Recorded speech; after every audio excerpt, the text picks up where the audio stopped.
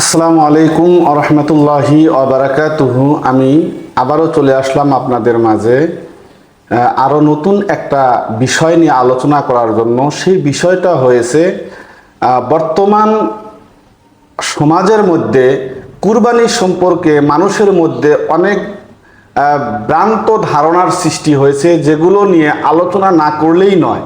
এই কুরবানি নিয়ে ভ্রান্ত ধারণা সম্পর্কে আমি কিছু কথা বলবো। বিশেষ করে যারা কুরবানি দিবেন তাদেরকে অনুরোধ করব আপনারা খুব গুরুত্ব সহকারে দেখবেন এবং এই ভিডিওটা ইসলাম প্রচারের স্বার্থে আপনারা বেশি বেশি করে শেয়ার করবেন বলে আপনাদেরকে অনুরোধ করছি। যেহেতু আমি কুরবানির ভ্রান্ত ধারণা নিয়ে আমি আলোচনা করব, কিছু ভুল ধারণা নিয়ে আমি আলোচনা করব। কুরবানির ভ্রান্ত ধারণা অনেকগুলোই বর্তমান আপনাদের আমাদের সমাজের মধ্যে বিরাজমান রহিয়াছে। তার মাঝখান থেকে আমি 7টা কুরবানির ভ্রান্ত ধারণা নিয়ে আপনাদের মাঝে আলোচনা রাখব। 1 নাম্বার, অনেকেই বলে কুরবানি শুধু গোশত খাওয়ার জন্য। আমরা অনেকেই হয়তো এটা অনুভব করি। আমরা অনেকেই কথায় কথায় বলি কুরবানির মধ্যে আমরা মাংস বেশি করে খাবো, গোশত বেশি করে খাবো, কত খাইতে পারবা তুমি খাইও। এই যে কথাগুলো যে আমরা বলি, এটা বলা মোটেও ঠিক নয়। কারণ কুরবানিটা হয়েছে আল্লাহর মহব্বতের একটা নিদর্শন, আল্লাহর সাথে সম্পর্ক স্থাপন করার একটা নিদর্শন, এবং এর দ্বারায় তাকওয়া অবলম্বন করা যায়। কুরবানির দ্বারা তাকওয়া কি অবলম্বন করা যায়।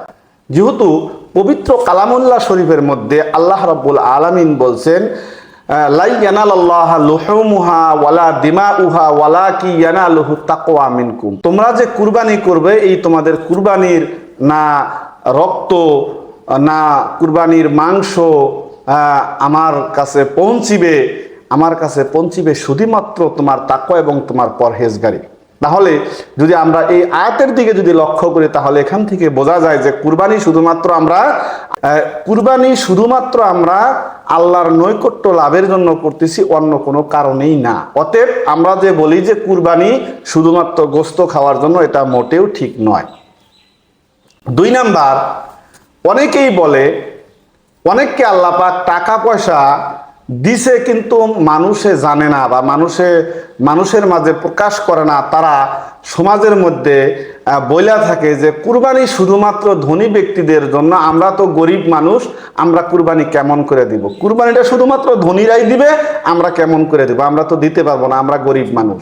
ভাই, আপনার বাড়িতে যদি মালিকে নেশাব পরিমাণ যদি মাল থাকে আর আপনি যদি কুরবানি না করেন, তাহলে কিয়ামতের দিন আল্লাহ রাব্বুল আলামিনের কাছে আপনার জবাব দিতে হবে যে মালিকে নেশাব পরিমাণ মাল হওয়া সত্ত্বেও তুমি কেন কুরবানি করলা না। সেই দিন কিন্তু আল্লাহ পাকের কাছে আমরা কোনো জবাব দিতে পারবো না।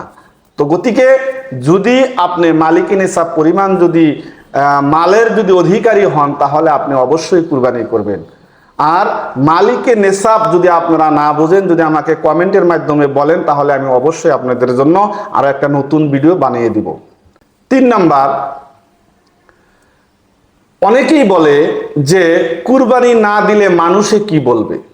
হ্যাঁ, আমার টাকা আছে, আমি যদি কুরবানি না দেই মানুষে কি বলবে? বা প্রত্যেক বছর দেই, এই বছর আমি যদি না দেই মানুষে কি বলবে? দেখেন ভাই, মানুষকে দেখানোর জন্য কুরবানি কখনোই করা মোটেও ঠিক না। কুরবানিটা করতে হবে কার জন্য? লিল্লাহিয়াতের জন্য, আল্লাহর জন্য, আল্লাহর নৈকট্য লাভের জন্য। তাহলে এখানে যদি আপনার কাছে অর্থ সম্পদ টাকা পয়সা আছে, আপনি কুরবানি দিবেন। আর যদি নাই, আপনি ঋণগ্রস্ত আছেন, তাহলে আপনার জন্য কুরবানি দেওয়া ওয়াজিব না। তাহলে এক্ষেত্রে দুনিয়ার মানুষ আপনাকে খারাপ বলুক, সেটা যায় আসে না। তবে যদি আপনার কাছে টাকা থাকে, আপনি অবশ্যই কি দিবেন? কুরবানিটা দিবেন। আর মানুষকে দেখানোর উদ্দেশ্য কুরবানি আমরা কখনোই দিব না। নাম্বার 4, আমাদের মধ্যে একটা ভুল ভ্রান্ত ছড়িয়ে আছে যে আমরা যদি বড় গরু, মোটা তাজা গরু যদি আল্লাহর রাস্তায় যদি কুরবানি করি, তাহলে সওয়াবটা বেশি পাওয়া যাবে। আমাদের মধ্যে এই ভ্রান্ত ধারণাটা অনেকেরই আছে। আমি আপনাদেরকে বলতে চাই, আপনি যদি ছোট্ট একটা জানোয়ার কুরবানি যদি করেন, আর আপনার খুলুসিয়তটা যদি ভালো থাকে, ইখলাসটা যদি ভালো থাকে, হাদিসের মধ্যে, বুখারী শরীফের হাদিসের মধ্যে আল্লাহ নবী হুজুর পাক সাল্লাল্লাহু আলাইহি ওয়াসাল্লাম বলছেন, ইন্নামাল আমালু বিন্নিয়াত। তুমি যে কুরবানি দিবে, এই কুরবানিটা তোমার কবুল হওয়া না হওয়া তোমার নিয়তের উপরে নির্ভর করবে। তোমার যদি নিয়ত সঠিক থাকে, তোমার নিয়ত যদি ভালো থাকে, তাহলে কুরবানি আমার আল্লাহ গ্রহণ করবেন, নচেত কখনোই গ্রহণ করবে না।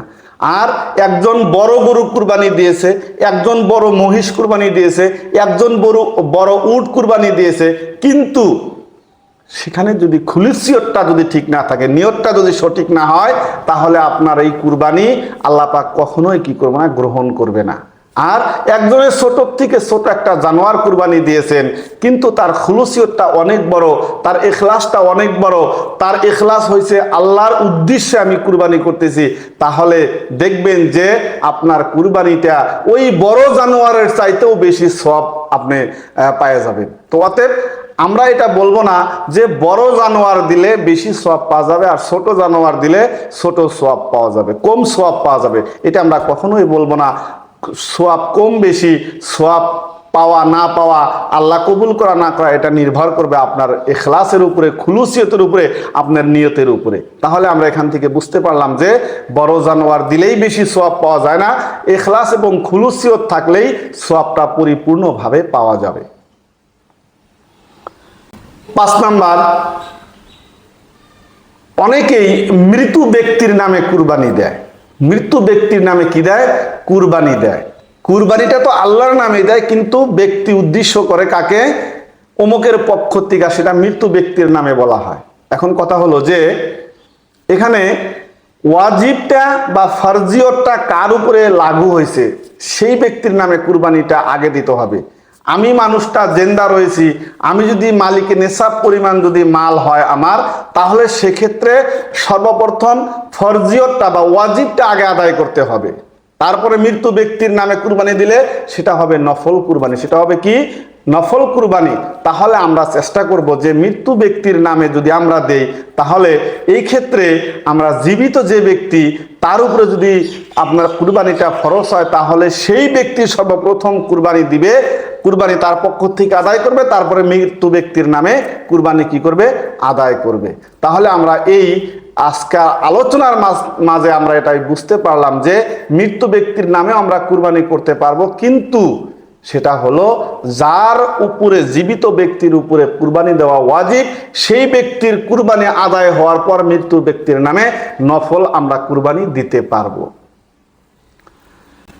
6 নাম্বার, আমরা অনেকেই যখন কোনো জন্তু জানোয়ার কিনি, আমরা জন্তু জানোয়ার যখন কিনে বাড়িতে নিয়ে আসি, আনার পরে আমরা যদি দেখি কোনো কান অল্প কাটা আছে বা লেজটা অল্প কাটা আছে, চোখের অল্প বেমার আছে, অথবা শিং অল্প ভাঙ্গা আছে, তাহলে সেই ক্ষেত্রে আমরা বলি যে পশুর শরীরে সামান্য ত্রুটি থাকলেও কোনো সমস্যা নাই। মানে জন্তুর, কুরবানির জন্তুর শরীরে যদি সামান্য যদি ত্রুটি বিচ্ছুতি থাকে, তাহলেও সেটা কি নাই, অসুবিধা নাই। প্রিয় ভাই, প্রিয় বন্ধুরা, না, এটা এমনভাবে বলা হয় নাই। হ্যাঁ, আপনি যে কথাটা চিন্তা ভাবনা করছেন এটা মোটেও ঠিক না। আপনি যেহেতু ভালো পয়সা দিয়ে, হক পয়সা দিয়ে আপনি কুরবানির জন্তু কিনবেন, তাহলে এক্ষেত্রে আপনার কেনার আগে দেখতে হবে জানোয়ারটার বয়স ঠিক আছে কিনা, জানোয়ারটা কোনো জায়গায় ত্রুটি বিচ্ছুতি আছে কিনা, জানোয়ারের শিংটা ঠিক আছে কিনা, জানোয়ারের লেজটা ঠিক আছে কিনা, জানোয়ারের চোখ বা শিং এগুলা ঠিক আছে কিনা, এই জানোয়ারটা কি রোগমুক্ত নাকি, বেশি রোগা নাকি, এই সমস্ত বস্তু দেখে জাস্টিফাই করে তারপরে আমরা কি করব?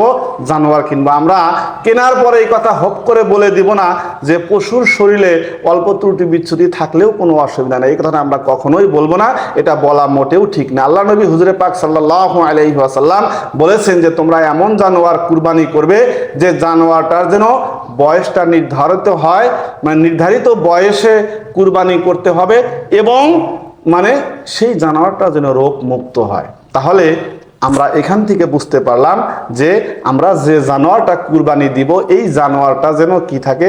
সবল এবং সঠিক থাকে, এর মধ্যে যেন কোনো বেমার বা কোনো খুঁত যেন না থাকে। 7 নাম্বার হলো কুরবানির মাংস সঠিকভাবে বন্টন না করা। কুরবানির মাংস আমরা অনেকেরই টার্গেট থাকে আমরা মাংস খাবো, হ্যাঁ, কিন্তু আমরা সেখানে এই কুরবানির মাংসটা যে 3 ভাগে বিভক্ত করতে হবে, সঠিকভাবে যে বন্টন করতে হবে, কাকে কাকে আমরা দিব এই ব্যাপারে আমরা উদাসীন, হ্যাঁ, আমরা এই ব্যাপারে মানে কোনো চিন্তা ভাবনা করি না। কুরবানির মাংস কাকে কাকে দিলে কুরবানিটা সহি হবে, দুরুস্ত হবে, তাকে দেওয়া সুন্নত, তাকে দিলে কুরবানিটা সঠিক পদ্ধতি হবে, সুন্নতি তরিকা কি আমরা জানি না। তাহলে আমরা আজকের এই আলোচনার মাঝখান থেকে আমরা জানলাম যে কুরবানির মাংস আমরা কয় ভাগে বন্টন করব? 3 ভাগে আমরা বন্টন করব, 3 ভাগে বন্টন করব। আর এই 3টা ভাগ কাকে কাকে দিব আমরা, যদি আপনারা জানতে চান তাহলে আমার এই ভিডিওর মধ্যে একটা কমেন্ট করবেন। আমি দ্রুত আপনাদের উদ্দেশ্যে কাকে কাকে দিলে ভালো হবে, কাকে কাকে দিলে সুন্নতি তরিকা অনুযায়ী হবে, আমি তার জন্য একটা ভিডিও সুন্দর করে বানিয়ে দিব।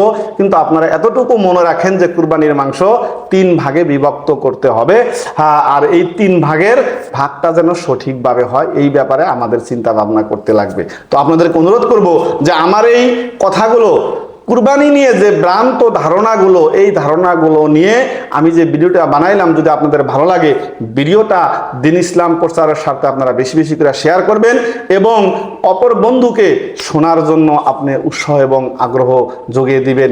এই বলে আজকের আলোচনা এখানেই শেষ করছি। দেখা হবে পরবর্তী অন্য একটা ভিডিওর মধ্যে। ভালো থাকবেন, সুস্থ থাকবেন, ভালো এবং সুস্থতার কামনা করে ভিডিও এখানেই শেষ করছি। আসসালামু আলাইকুম ওয়া রাহমাতুল্লাহি ওয়া বারাকাতুহু।